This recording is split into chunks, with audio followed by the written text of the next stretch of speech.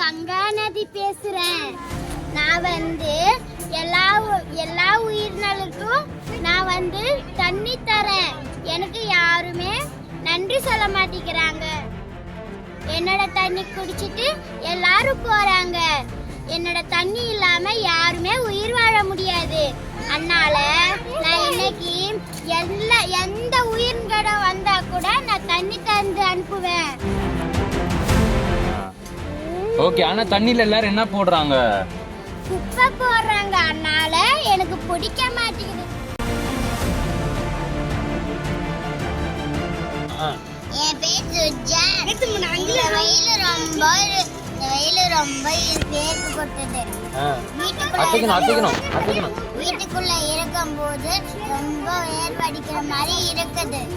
அதனால நாங்க வெளியே வரும்போது ரொம்ப வெயில் காலையில சுடுது. எங்களுக்கு செருப்பு கூட இல்லை.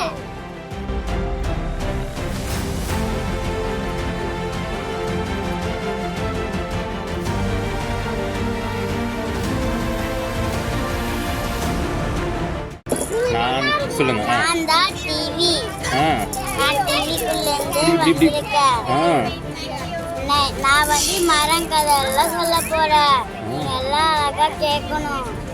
மரத்துல பூ வளர்க்கும் போது முதல்ல அந்த மரத்துல அவங்க எல்லாம் எப்படி வளர்ப்பாங்க தெரியுமா? எல்லாரும் சும்மா சும்மா தான் வளர்ப்பாங்கன்னு சொல்லுவாங்க. ஆனா அது அப்படி இல்லை. ஆனா அதுக்கு சின்ன வயசுல இருந்து வாங்கிட்டு வந்து அது குழியில வச்சு தண்ணி போட்டுட்டு அப்புறம் அது ஒன்னா தவறாம தண்ணி போடணும். அதுக்கு ஒன்னா தவறவே கூடாது. தவறாம போட்டாதான் அது முழுசாம வளரும். அதனாலதான் எல்லாரும் மரம் வளர்க்குறாங்க.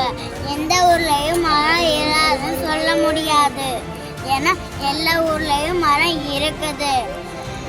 அந்த மரங்கள் இருக்கிறதுனால தான் நம்மளே உயிர் வாழலாம். ஏன்னா அந்த மரம் அந்த வெயில் நம்மளை தாக்கும்.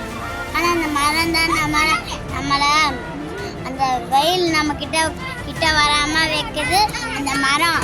அந்த மரத்துக்கு ஒரு நன்றி சொல்கிறோம்மா. நன்றி மரம். பாய் பாய்.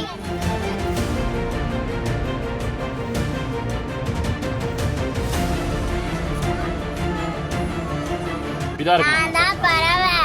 நான் ரொம்ப நல்ல பறவை. ஏன்னா ஏதாச்சும் கெட்ட நாள் ஏதாச்சும் வந்துச்சுன்னா அதுக்கு ஃபர்ஸ்ட் என்ன காப்பாற்ற மாட்டேன். ஃபர்ஸ்ட் எல்லாம் எங்க வீட்டில் இருக்கிறாங்க எல்லாரையும் மட்டும் தான் நான் காப்பாற்றுவேன். அப்புறம் தான் நான் போவேன் வெளியே. தண்ணி வேணும்.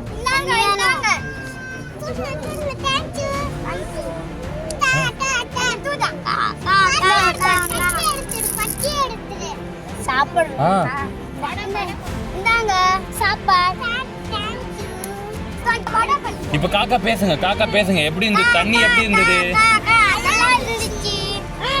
உப்பா இருந்துச்சா இல்ல எப்படி இருந்துச்சு? அப்புறம் எனக்கு காக்கா என்ன சாப்பிட்டுச்சு? என்ன சாப்பாடு? சாம்பார் சாதமா? அதுக்கு தொட்டுக்க